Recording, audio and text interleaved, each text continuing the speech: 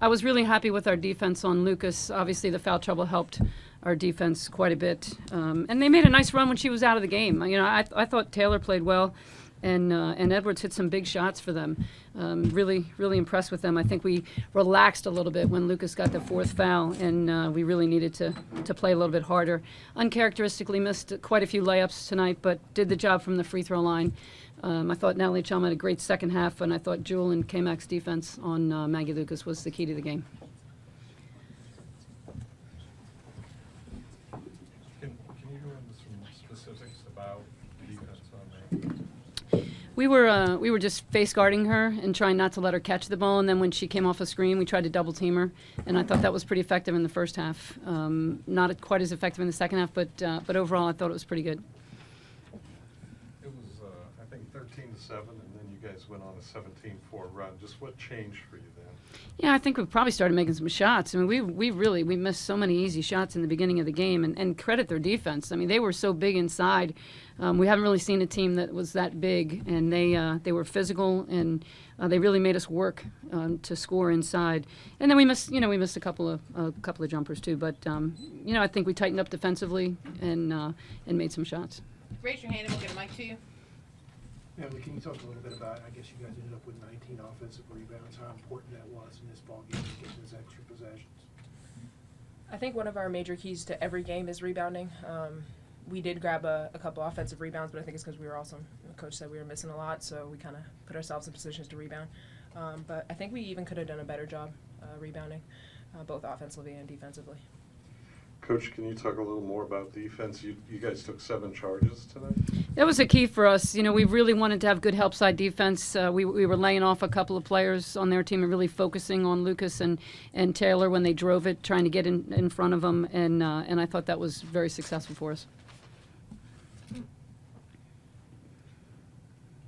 Kayla, was your last high school game on that floor? Yeah. What did it feel like to come back here? It was definitely cool. Last time I was here was my senior year of high school. It was just a good homecoming for me. I knew a lot of people that went to Penn State, so it was just a great atmosphere. Did you have a lot of family here too? Not today, but I wish they could have came. What was it like, Coquise being on the other team tonight for the first time? I didn't like it at all. It was a hard game in that way. A couple of times we kind of both broke the timeout and just happened to be looking, in that direction, and that was just a tough game for me anyway. And we'll be talking tomorrow about the game.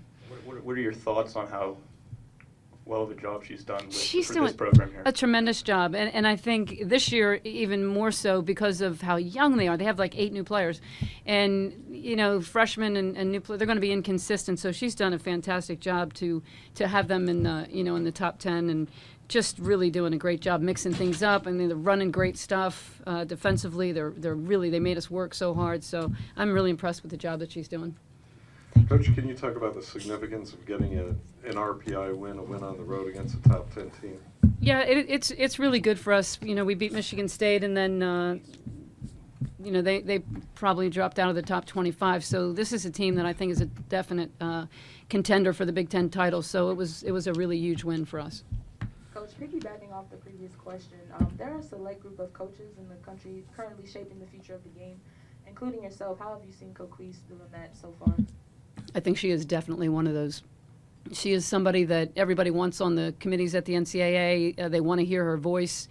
She's just so smart, and she knows what's good for the game. She can take her institutional hat off, which a lot of people can't do, and really think about what's good for women's basketball and what do we need, the growth in the game. She's right on top of it, and I think she is going to be the best coach. She's the best young coach in the country right now. And when a couple of people retire, I think she's going to be the one that everybody's going to look to. Jewel, can you talk a little bit about the defensive effort, especially on Maggie Lucas? Like we said, we were face guarding her. It helped a lot that our teammates always knew where she was. Definitely in transition. It just made it easy that we found her early and we just talked.